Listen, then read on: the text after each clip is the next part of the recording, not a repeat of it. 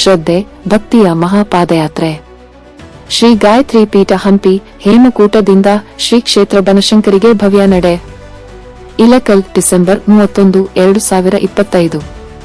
ಶ್ರೀ ಕ್ಷೇತ್ರ ಬನಶಂಕರಿ ಜಾತ್ರಾ ಮಹೋತ್ಸವದ ಅಂಗವಾಗಿ ಶ್ರೀ ಗಾಯತ್ರಿ ಪೀಠ ಹಂಪಿ ಹೇಮಕೂಟದಿಂದ ತಾಯಿಗೆ ಬಾಗಿನ ಹಾಗೂ ಪೀತಾಂಬರ ಸೀರೆಯನ್ನು ಅರ್ಪಿಸುವ ಪವಿತ್ರ ಪಾದಯಾತ್ರೆ ಭಕ್ತಿ ಭಾವ ಮತ್ತು ವೈಭವದೊಂದಿಗೆ ಸಾಗುತ್ತಿದೆ.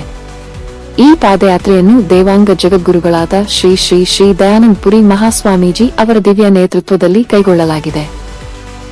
ಬನಶಂಕರಿ ತಾಯಿಗೆ ಸಮರ್ಪಿಸಬೇಕಾದ ಬಾಗಿನ ಮತ್ತು ಪೀತಾಂಬರ ಸೀರೆಯನ್ನು ಅಲಂಕರಿಸಲಾದ ಪಲ್ಲಕ್ಕಿಯಲ್ಲಿ ಹೊತ್ತು ಭಕ್ತರು ಪಾದಯಾತ್ರೆಯನ್ನು ಭಕ್ತಿಭಾವದಿಂದ ಮುಂದುವರೆಸಿದ್ದಾರೆ. ಪಲ್ಲಕ್ಕಿಯ ಮುಂದೆ ಮಂತ್ರೋಚ್ಚಾರಣೆ, ಭಜನೆ ಹಾಗೂ ಜಯಘೋಷಗಳು ಮೊಳಗುತ್ತಾ ಪಾದಯಾತ್ರೆ ಆಧ್ಯಾತ್ಮಿಕ ವೈಭವದ ರೂಪ ಪಡೆದುಕೊಂಡಿದೆ.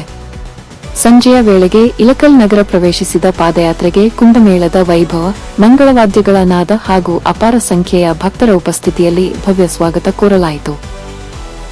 ಮಹಿಳೆಯರು ಕುಂಭಗಳನ್ನು ಹೊತ್ತು ಭಕ್ತರು ಹೂಮಾಲೆ ಮತ್ತು ಆರತಿಯೊಂದಿಗೆ ಪಲ್ಲಕ್ಕಿ ಹಾಗೂ ಸ್ವಾಮೀಜಿಯವರನ್ನು ಆತ್ಮೀಯವಾಗಿ ಸ್ವಾಗತಿಸಿದ ದೃಶ್ಯ ಭಕ್ತಿಭಾವವನ್ನು ಹೆಚ್ಚಿಸಿತು.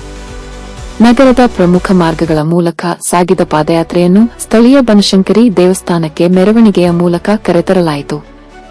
ದೇವಸ್ಥಾನ ಆವರಣದಲ್ಲಿ ಸ್ವಾಮೀಜಿಯವರಿಗೆ ಭವ್ಯ ಸ್ವಾಗತ ನೀಡಲಾಗಿದ್ದು, ತಾಯಿಗೆ ವಿಶೇಷ ಪೂಜೆ ಸಲ್ಲಿಸಲಾಯಿತು. ಈ ಸ್ಥಳೀಯ ಬನಶಂಕರಿ ದೇವಸ್ಥಾನದಲ್ಲಿ ಪಾದಯಾತ್ರೆ ರಾತ್ರಿ ತಂಗಿ ನಾಳೆ ಬೆಳಿಗ್ಗೆ ಮತ್ತೆ ಪಲ್ಲಕ್ಕಿಯೊಂದಿಗೆ ಉಳಿದ ಪಾದಯಾತ್ರೆಯನ್ನು ಮುಂದುವರೆಸಲಿದೆ. ಈ ಸಂದರ್ಭದಲ್ಲಿ ಮಾತನಾಡಿದ ಶ್ರೀ ಶ್ರೀ ಶ್ರೀ ದಯಾನಂದ ಪುರಿ ಮಹಾಸ್ವಾಮೀಜಿಗಳು ಪಾದಯಾತ್ರೆಯ ಮಹತ್ವ ಮತ್ತು ಅದರ ಆಧ್ಯಾತ್ಮಿಕ ಅರ್ಥದ ಕುರಿತು ವಿವರಿಸಿದರು. ಭಕ್ತಿ ಹಾಗೂ ಸೇವಾಭಾವನೆಯೊಂದಿಗೆ ನಡೆಯುವ ಪಾದಯಾತ್ರೆಗಳು ಸಮಾಜದಲ್ಲಿ ಶಾಂತಿ ಮತ್ತು ಸಕಾರಾತ್ಮಕ ಶಕ್ತಿಯನ್ನು ಬೆಳೆಸುತ್ತವೆ ಎಂದು ಅವರು ಹೇಳಿದರು.